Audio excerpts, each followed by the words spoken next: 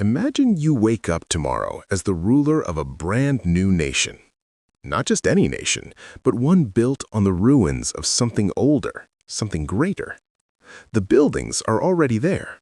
Massive stone structures, perfect arches, streets laid out with impossible precision. But there's a problem. No one knows how any of it was built. Your citizens live inside these structures, but they don't understand them. They patch things with wood. They repair cracks with crude tools. They survive, but they don't create. And you realize something dangerous. If people ever figure out that the past was far more advanced than the present, they'll stop believing in you.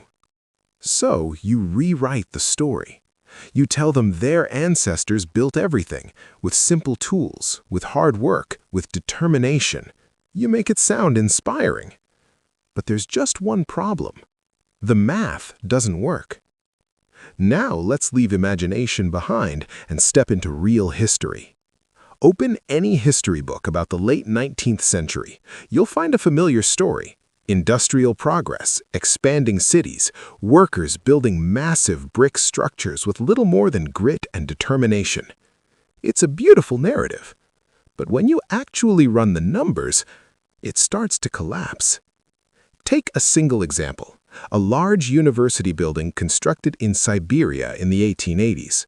To complete just one structure, records show it required over 3 million bricks. 3 million.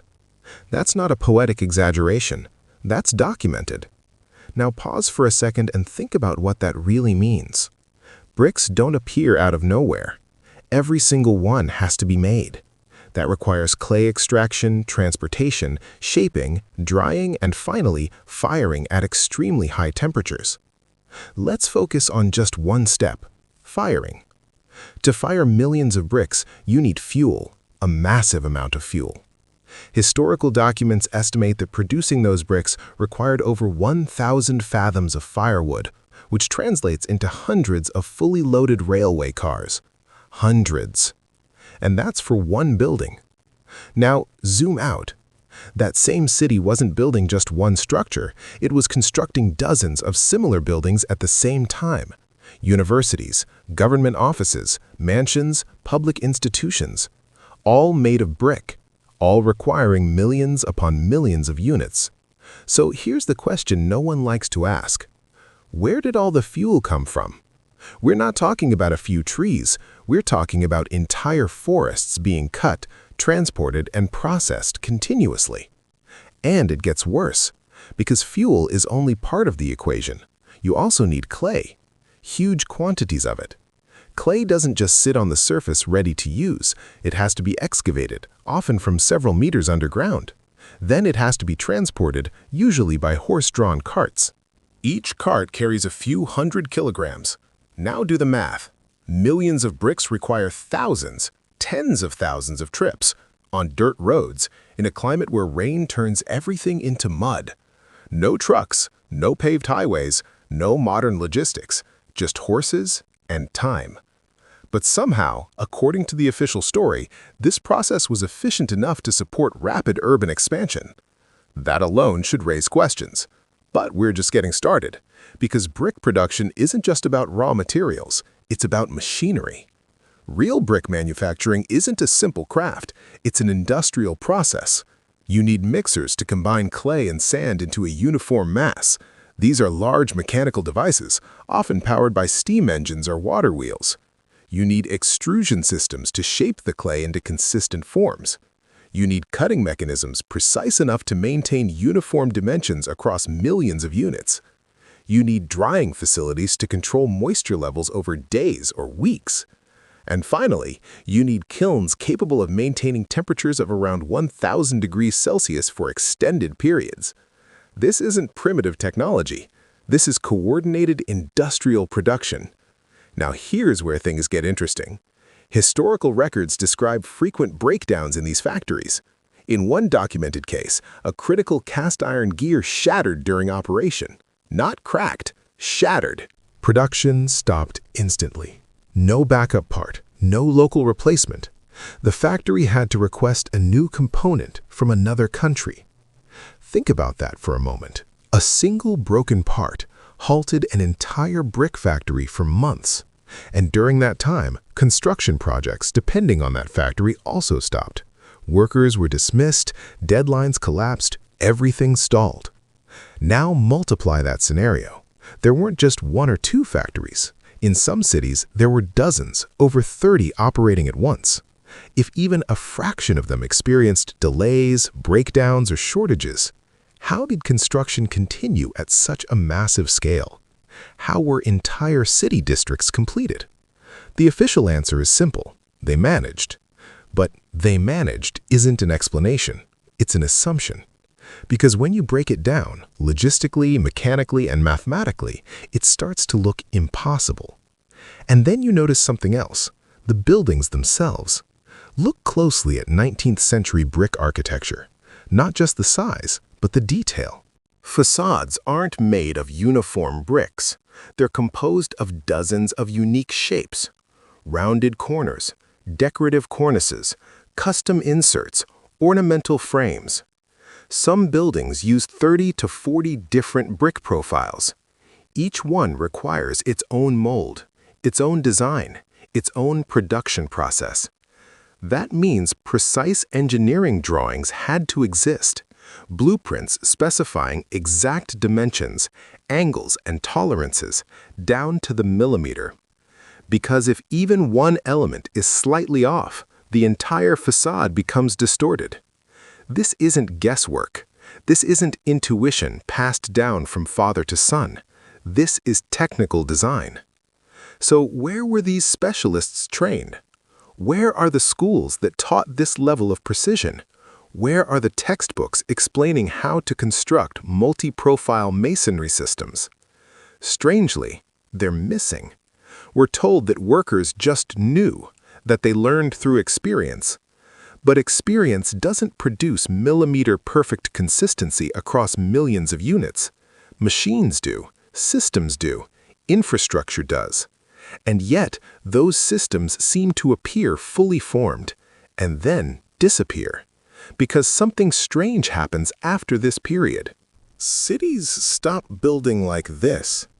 Instead of intricate brick structures, we see a shift towards simpler wooden buildings. Log cabins, basic houses, minimal decoration.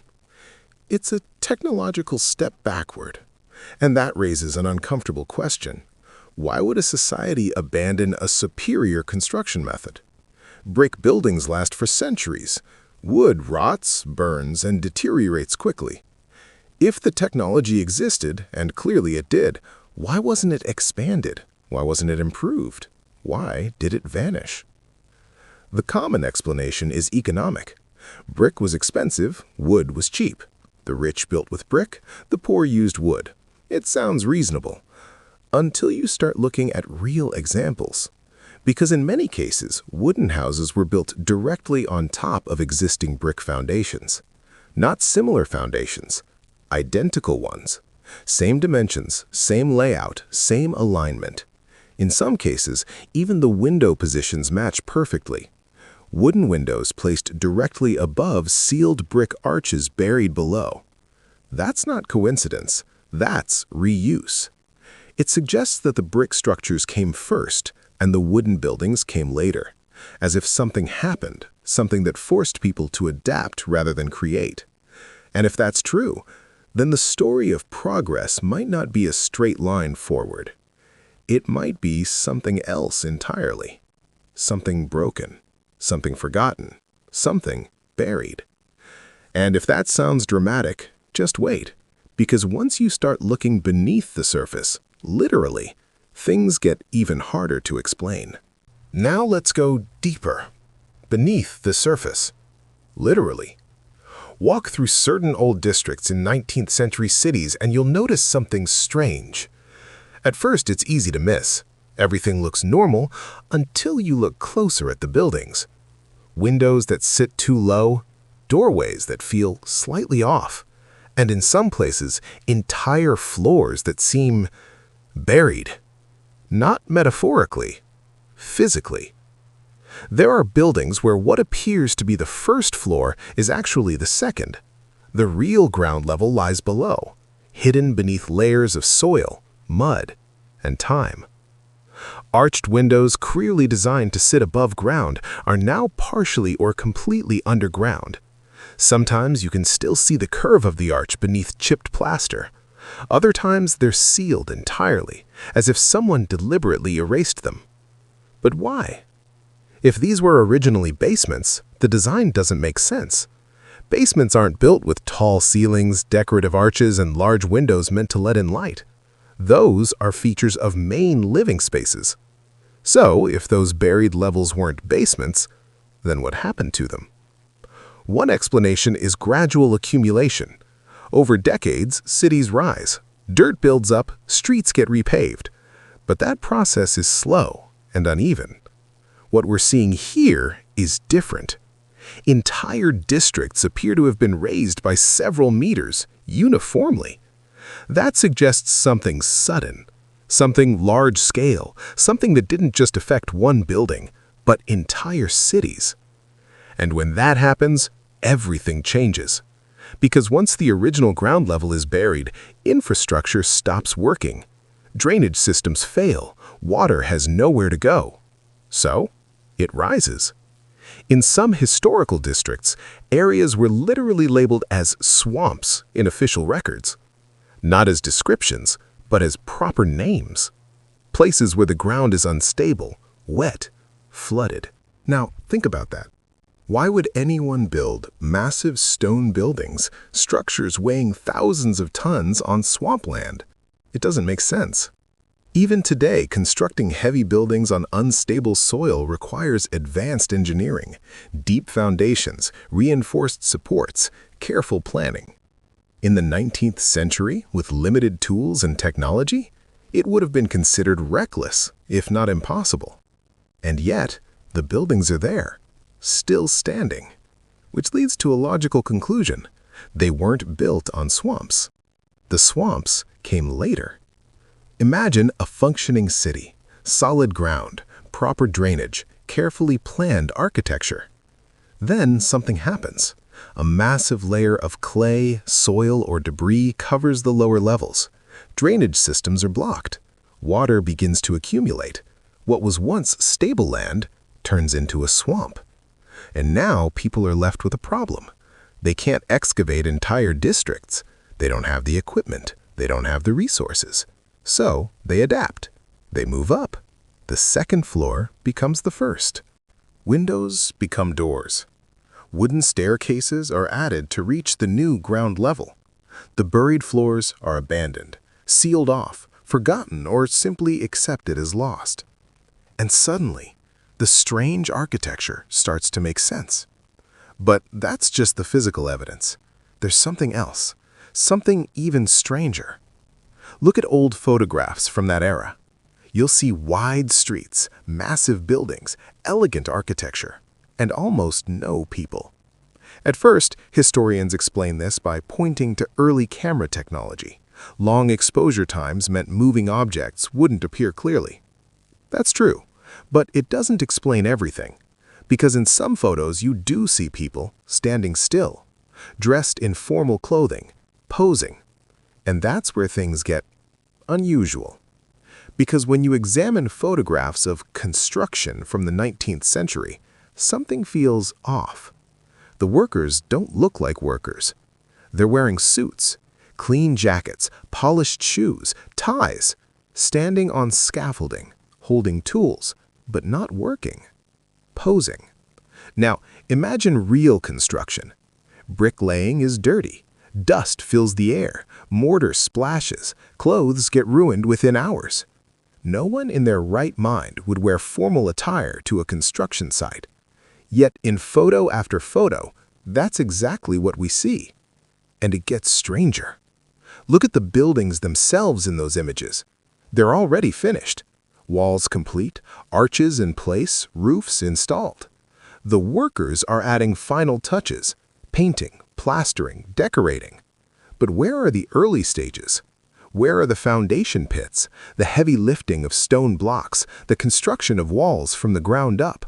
Those images are missing, completely. It's as if the only documented construction is the final layer, the surface, the part that's easiest to stage. And that raises an uncomfortable possibility. What if these photos weren't documenting construction, but reinforcing a narrative, a story? Look, we built this. Even if the real process, the true origin, was never shown. Because here's the thing.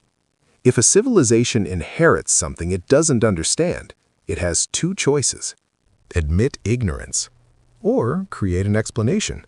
And history tends to favor explanations, especially ones that reinforce authority.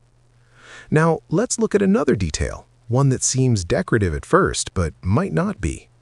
On the rooftops of some old buildings, you'll find strange stone structures. They look like bowls, or urns, or inverted pots.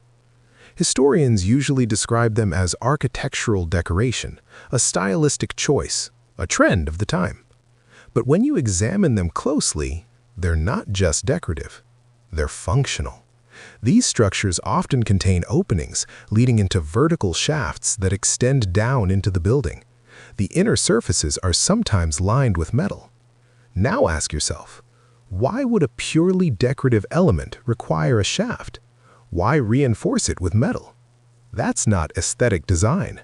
That's engineering. One interpretation is symbolic. Think about the concept of an eternal flame, a fire that burns continuously to commemorate loss, a memorial. These rooftop structures resemble vessels designed to hold fire. The shaft provides airflow. The metal lining protects against heat. It's not just decoration. It's a system that may have had a purpose, one that's no longer remembered. And that leads us to a broader pattern: signs of memory being removed. After major political changes in the early 20th century, many decorative elements disappeared. Wreaths, plaques, symbols, anything that might suggest a different narrative of the past. At the same time, education systems became centralized. History was standardized. One version, one timeline, one explanation. And within a single generation, alternative memories faded. Not because they were disproven, but because they were no longer taught. But physical evidence doesn't disappear so easily. It remains in stone, in architecture, in anomalies that don't quite fit the official story. Buried floors, unexplained logistics, missing construction stages, advanced designs without clear origins. Individually, each of these can be explained away, but together, they form a pattern that suggests something was lost. Not just technology, but understanding, and maybe even history itself. Now, this doesn't mean we have all the answers, far from it, but it does mean we should be asking better questions, because history isn't just what's written in books, it's what survives, what remains, what refuses to disappear, and sometimes what doesn't add up. So the next time you walk past an old building, look closer. Look at the windows, the foundation, the details. Ask yourself, does this make sense? Or is there a story beneath the surface, waiting to be uncovered? Because if the math doesn't work, then maybe the story isn't complete. And if the story isn't complete, then the truth is still out there, waiting.